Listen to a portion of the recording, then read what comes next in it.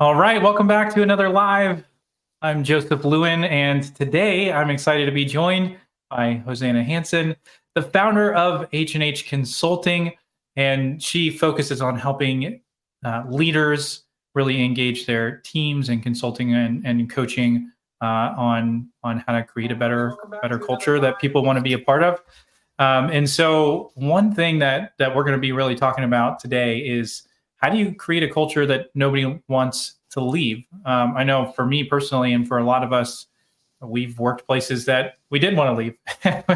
We've worked places where, you have a boss. Unfortunately. Workplaces where you have a boss that, isn't the best, or you don't really see career growth opportunity. Maybe you like where you're at, but you don't really see a path forward. Or, you're just offered a job where you're going to make a lot more money, and there wasn't enough value there for you to want to stay. So that's why I have Hosanna on today, is to really dive into, well, how do you create a culture that nobody wants to leave? If you're leading a company or you're a manager and you want to, really engage your team, how do you do that? So I'm going to kick it over to you and just say, what does it take to create a culture that nobody wants to leave?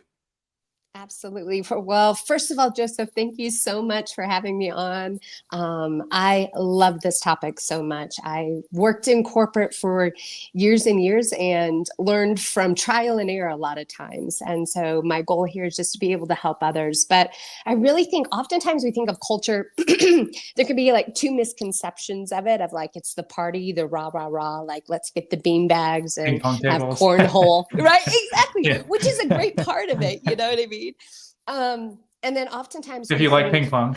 If you like ping pong, exactly. And oftentimes, especially a few years back, we heard of the Googles, like everyone wanted to work there because it was this great, amazing culture.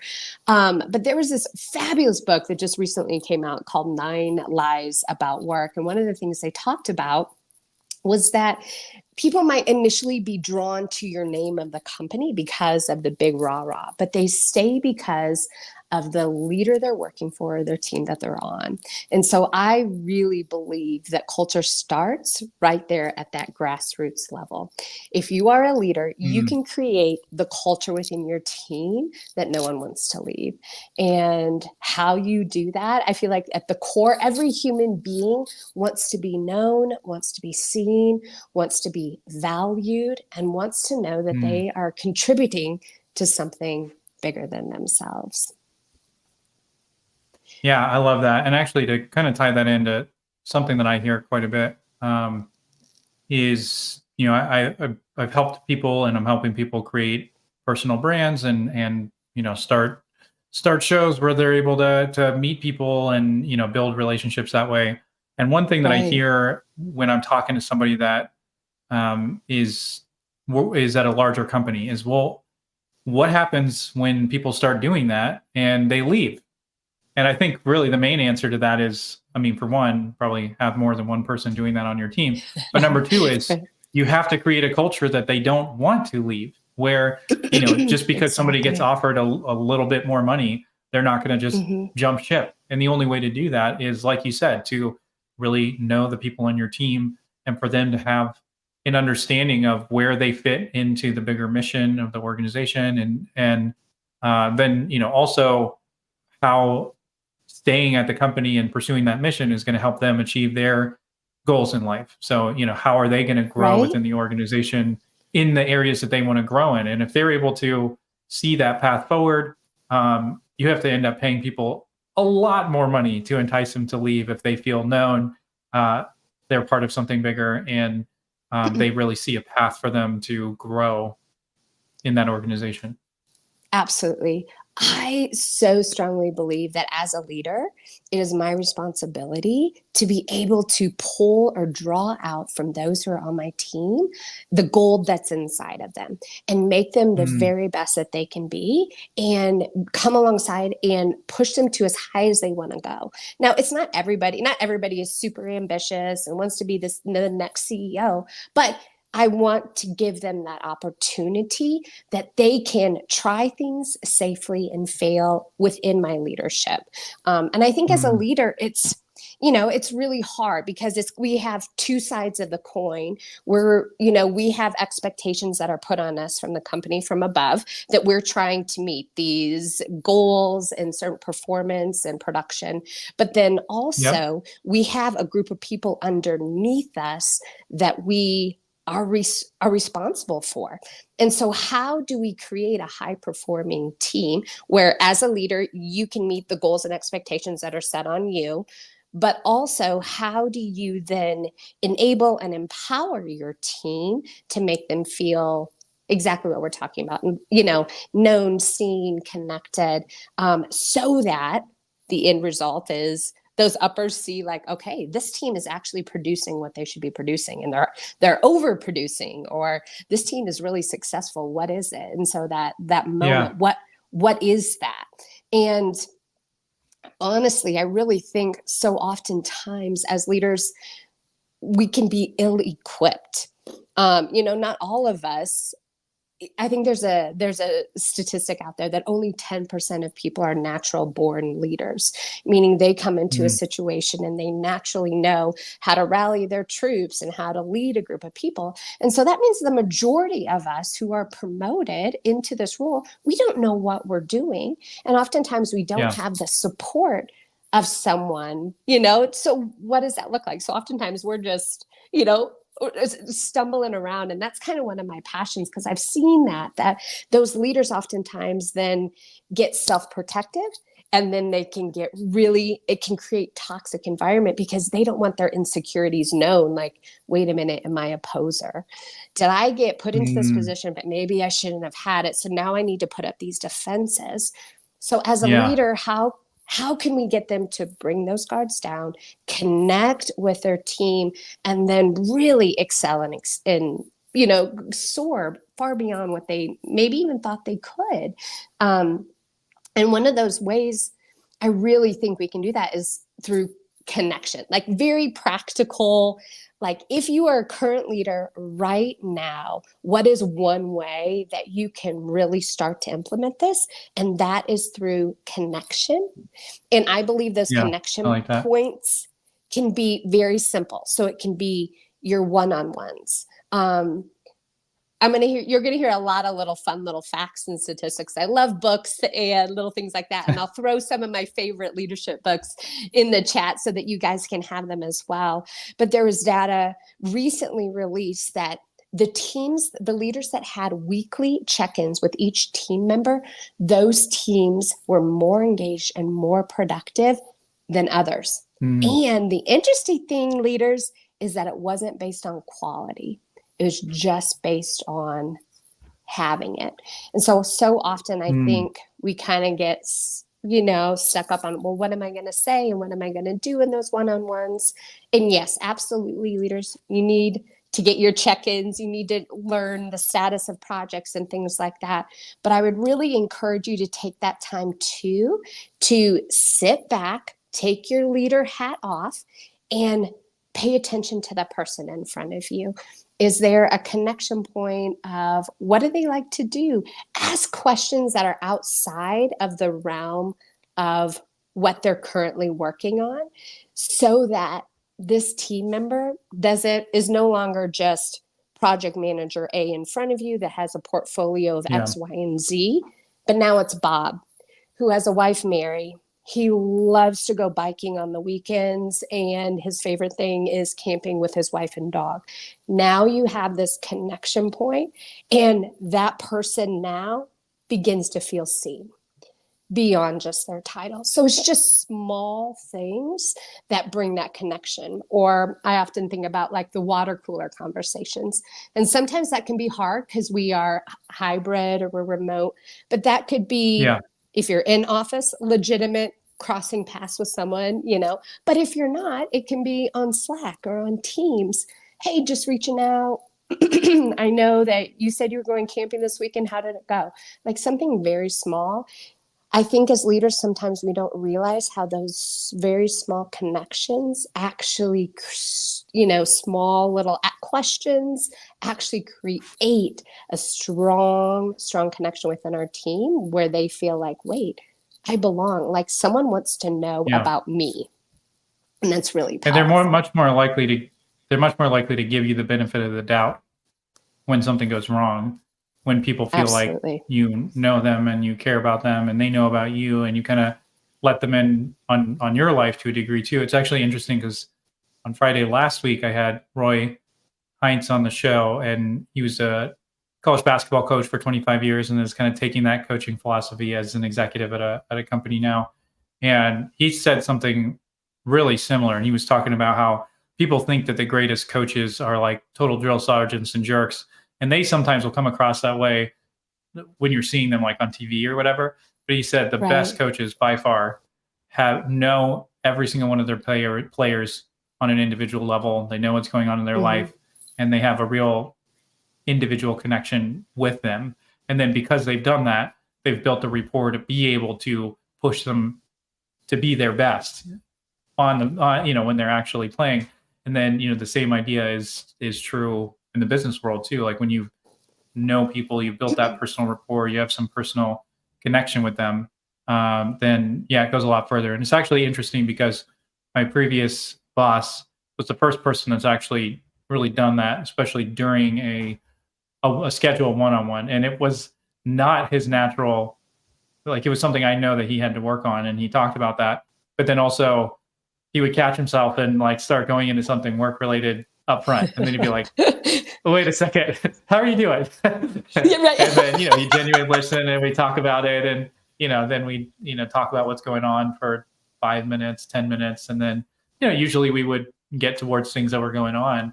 But just as a practical thing also that I think can help you to do exactly what you're talking about in your one-on-ones is if you get more efficient at managing your tasks or communicating about the task-oriented things ahead of time, Right. asynchronously, or in a very efficient way in that one-on-one meeting so that you actually Yeah. have time to have that connection. And if you don't get intentional about that, then you're either going to not be up to date when you leave that meeting and go, oh man, well, we had this great personal connection, but now I have no idea what to do.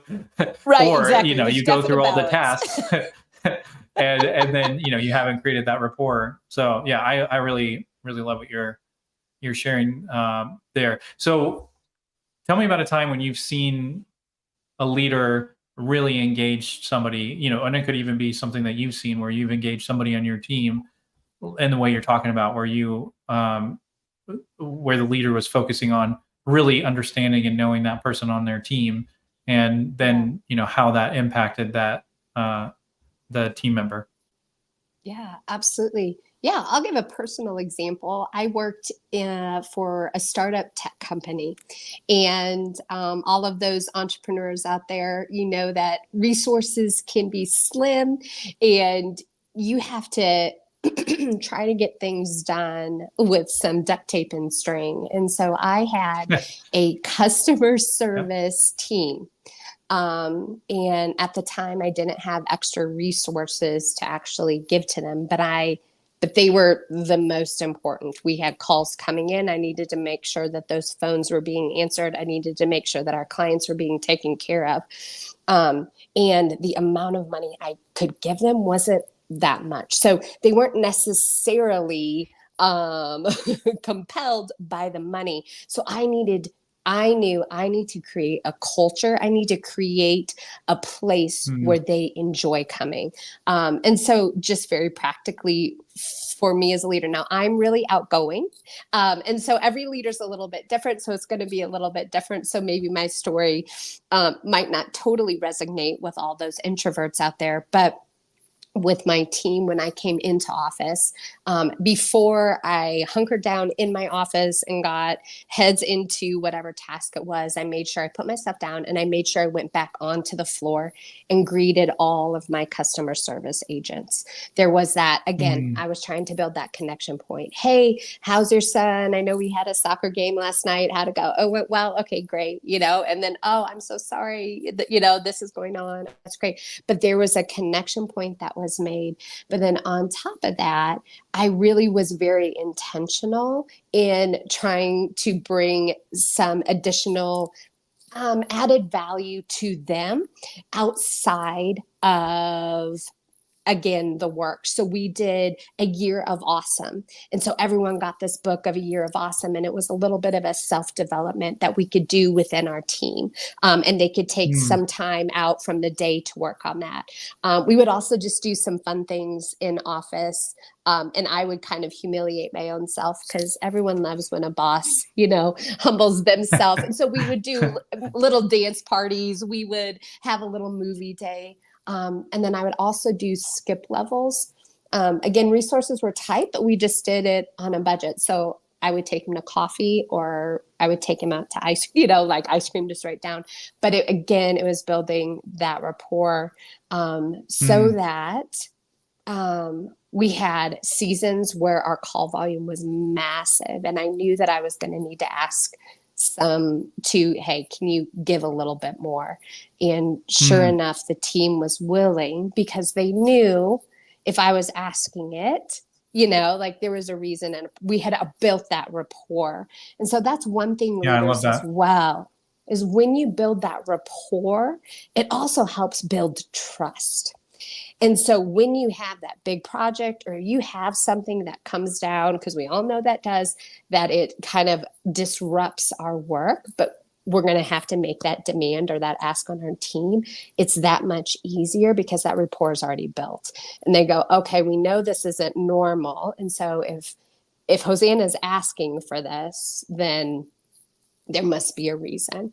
And I found that there was so much more cooperation, collaboration to get things done, especially in those crises, well, not crisis, but when you have these big projects that maybe were unexpected, to get them done. So that was a practical example, but it was one that really helped and worked. And I embarrassed myself a little bit, but at the end of the day, it was good. Yeah. No, and I totally agree with you that building that personal connection, it's kind of interesting. I'm just going to relate this to stuff that I've been rolling with lately, because I have managed people before, but right now I'm all on my own. So I'm leading myself. But something that I've found, even just in having conversations with people that could potentially work with me, if I start off a call by going, hey, so here's what I could do. What challenges are you having that I can solve for you? Diving right into business. Then, sometimes it works, sometimes it doesn't. But man, if I start out and I just go, man, how are you doing today?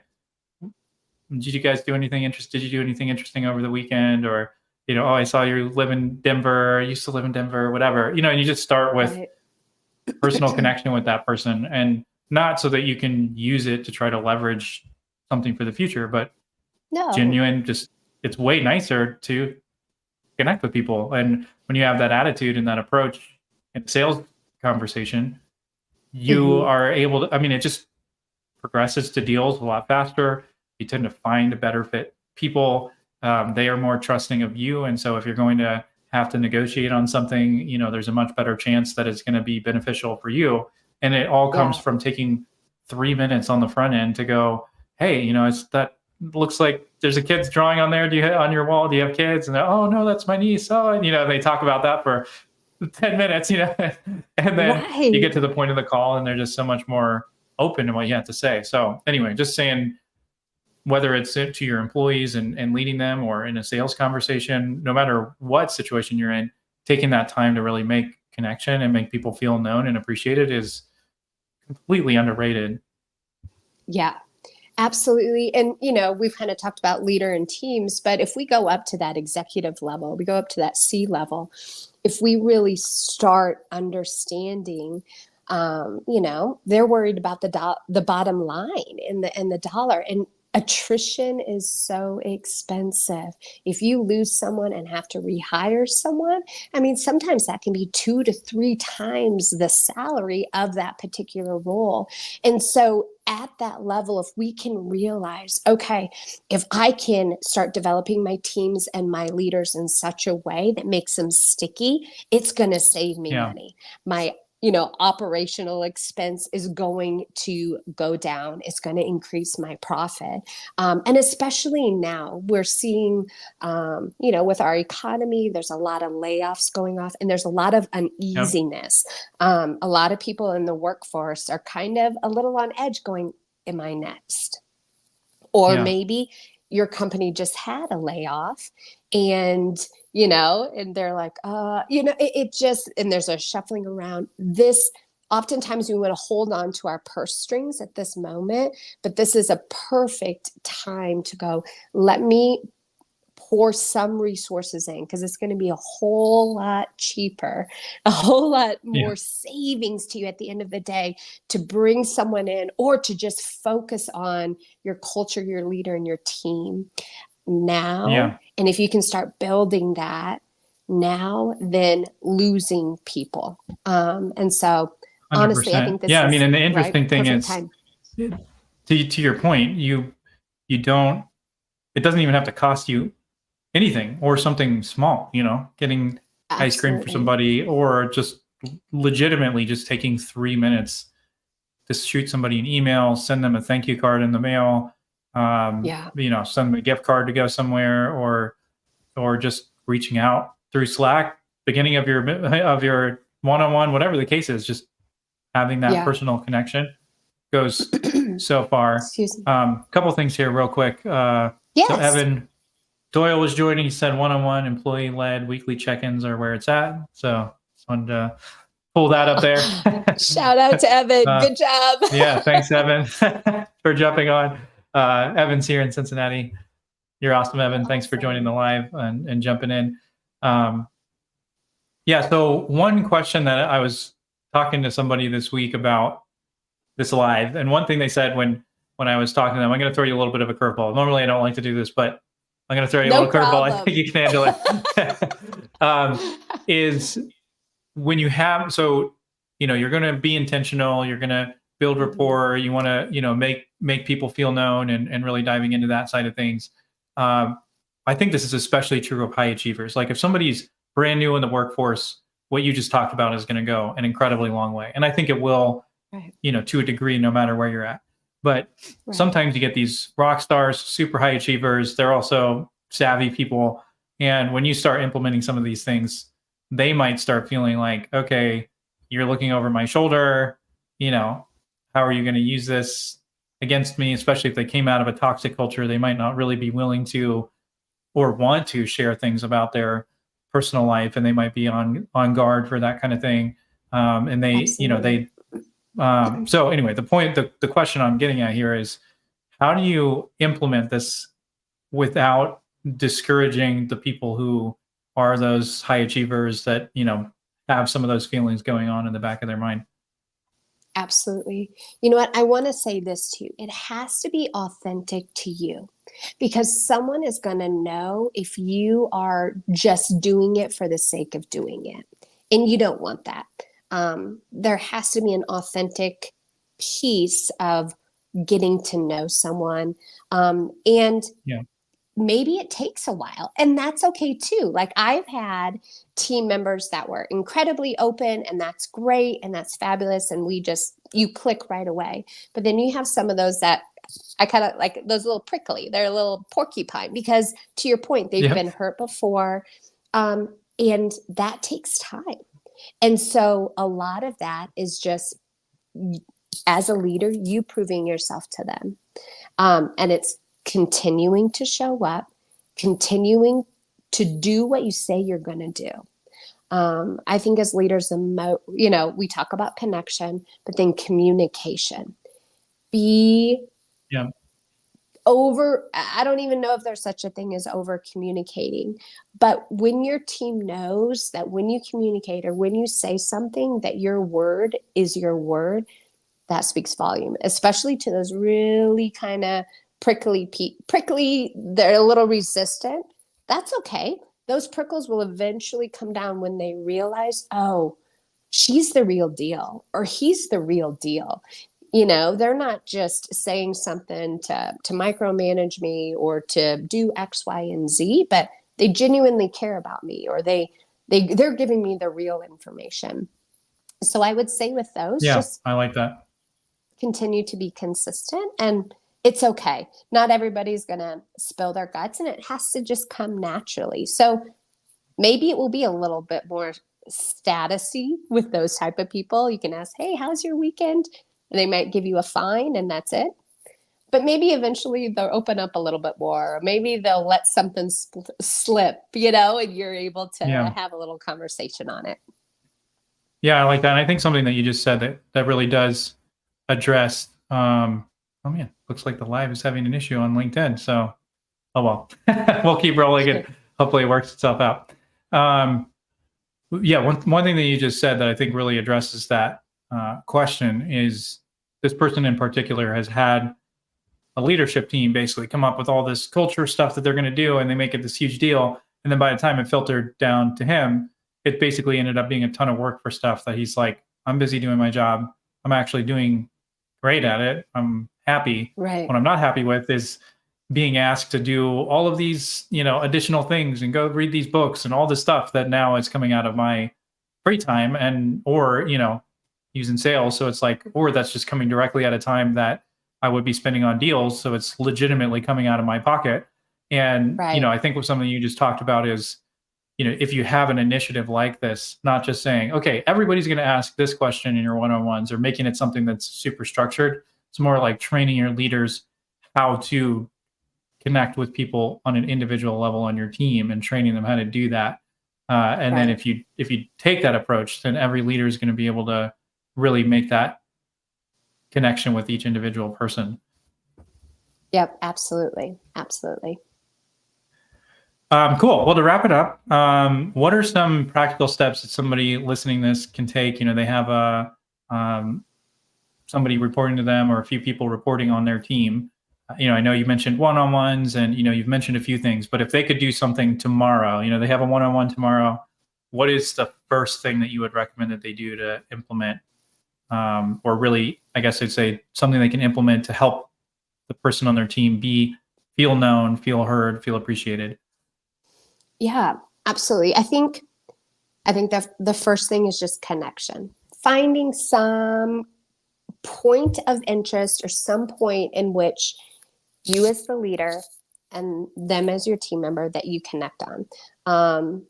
And whatever that may be. Maybe it's something personal, maybe it's a hobby, maybe initially it's something that you both are really passionate about, a certain project, and then it will expand from there. That's totally fine. But just finding that small little connection. Another thing, and I know we just have a couple minutes, so I'll just say this super quick, but a really helpful assessment that is incredibly practical, that I recommend to my leaders and then for them to do to their teams, is called Working Genius by Patrick Lencioni. And it is phenomenal. He was specifically created for teams so that it's only a 10-minute assessment, so it's not long. And the results, it immediately is applicable to you as a leader and then to your team. It's 80% about productivity and 20% about personality.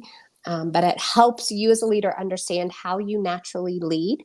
And then it also then helps you understand your team members. So it's super practical in roles, responsibilities, and things like that. So that as a leader, that's one thing I would look into as well. It's very reasonable. It's like $25 an assessment.